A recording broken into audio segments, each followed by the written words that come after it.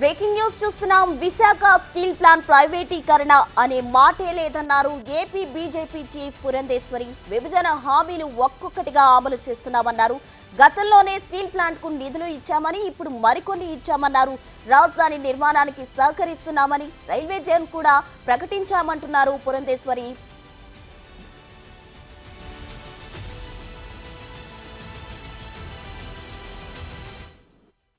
విభజన హామీలు ఒక్కొక్కటిగా అమలు చేస్తోంది కూటమి ప్రభుత్వం. ప్రస్తుతం విశాఖ స్టీల్ ప్లాంట్కి సంబంధించి కూడా ప్రత్యేక ప్యాకేజీలు ప్రకటించారు. ప్రస్తుతం ఏపీ బీజేపీ చీఫ్ మనతో ఉన్నారు.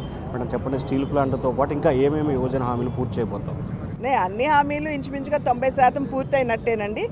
విశాఖ స్టీల్ ప్లాంట్ కూడా అది ప్రైవేటీకరణ కాదు అని చెప్పి ఆది నుండి కూడా మేము భారతీయ జనతా పార్టీ చెప్తూ వస్తున్నటువంటి విషయం. కుమారస్వామి గారు కూడా అనేక సందర్భాల్లో వారు గట్టిగా చెప్పారు, ప్రైవేటీకరణ అనేది మేము చెయ్యం, కానీ ఖచ్చితంగా ఆర్థిక ప్యాకేజీని అందిస్తూ విశాఖ స్టీల్ ప్లాంట్ని గాడిలో పెడతామని చెప్పి అనేక సందర్భాల్లో వారు చెప్పడం జరిగింది. మేము కూడా ఎప్పటికప్పుడు విశాఖ స్టీల్ ప్లాంట్కి సంబంధించినటువంటి క్షేత్రస్థాయిలో ఉన్నటువంటి ఆందోళన ఏదైతే అక్కడ ఉన్నటువంటి కార్మికుల్లో ఉన్నదో, ప్రజల్లో వారి మనోభావాలతో ముడిపడినటువంటి అంశంగా ఇవన్నీ కూడా ఎప్పటికప్పుడు మేము కుమారస్వామి గారి దృష్టికి, అదేవిధంగా మోడీ గారి దృష్టికి కూడా మేము తీసుకువెళ్ళడం జరిగింది. ఇవన్నీ క్రోడీకరించి వారు ఖచ్చితంగా మాకు ఇచ్చినటువంటి మాట కుమారస్వామి గారు ఇవాళ నిలబెట్టుకున్నారు అని చెప్పి మనమందరం కూడా గమనించాలి. విశాఖ స్టీల్ ప్లాంట్కి సంబంధించి ఆది నుండి కూడా భారతీయ జనతా పార్టీ ఎప్పుడూ విశాఖ స్టీల్ ప్లాంట్ అభివృద్ధికి కట్టుబడి ఉన్నది. ఎప్పుడు కూడా ప్రైవేటీకరణ చేయాలి అనేటువంటి భావన లేదు. ఇంతకు ముందు కూడా ఇబ్బందుల్లో ఉన్నటువంటి స్టీల్ ప్లాంట్కి ఆర్థిక ప్యాకేజ్ ఇచ్చి అటల్ బిహారీ వాజ్పేయి గారు ఆదుకున్నటువంటి విషయం తెలుగువారందరికీ గుర్తుండే ఉంటుంది. అదేవిధంగా ఇప్పుడు కూడా కొన్ని నెలల ముందు 1650 కోట్లు ఇన్ఫ్యూజన్ చేశారు ఆల్రెడీ ఆ ప్లాంట్లోకి.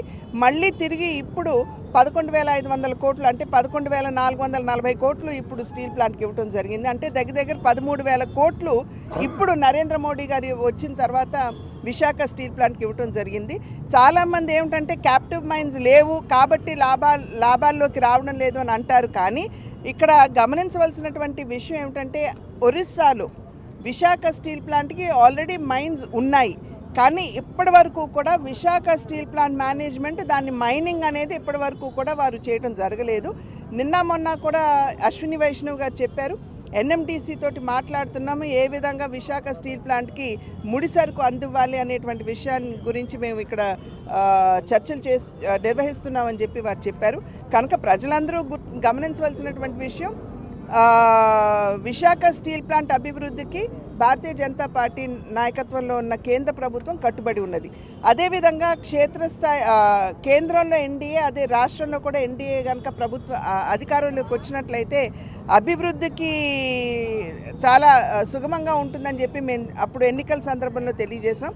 ఇవాళ చూసినట్లయితే ఇవాళ 10:30కి పోలవరానికి సంబంధించి ఆ డయాఫ్రమ్ వాల్కి 988 కోట్లతోటి, అంటే దగ్గర 1000 కోట్ల రూపాయలతోటి తిరిగి కొత్త డయాఫ్రమ్ వాల్ నిర్మాణం చేయడానికి ఇవాళ శంకుస్థాపన పూజ నిర్వహించబోతున్నారు అక్కడ. అదేవిధంగా రైల్వే జోన్కి ఆల్రెడీ ప్రకటన చేశాము, అండ్ ఇవాళ భూమి ఇచ్చిన వెంటనే దాని నిర్మాణం కూడా చేపట్టడం జరుగుతుంది. అదేవిధంగా అమరావతి నిర్మాణానికి కూడా ఇప్పుడు కేంద్రం వనరులు అనౌన్స్ చేయడం జరిగింది. కనుక అన్ని విధాలా ఏదైతే మేము ముందు చెప్పాము ఎన్నికల్లో, మీరు భారతీయ జనతా పార్టీని అదేవిధంగా ఇక్కడ కూటమిని కూడా అధికారంలోకి తీసుకుని వస్తే అన్ని విధాలా మేము రాష్ట్రానికి మా యొక్క సహకారాన్ని అందిస్తామని చెప్పాము.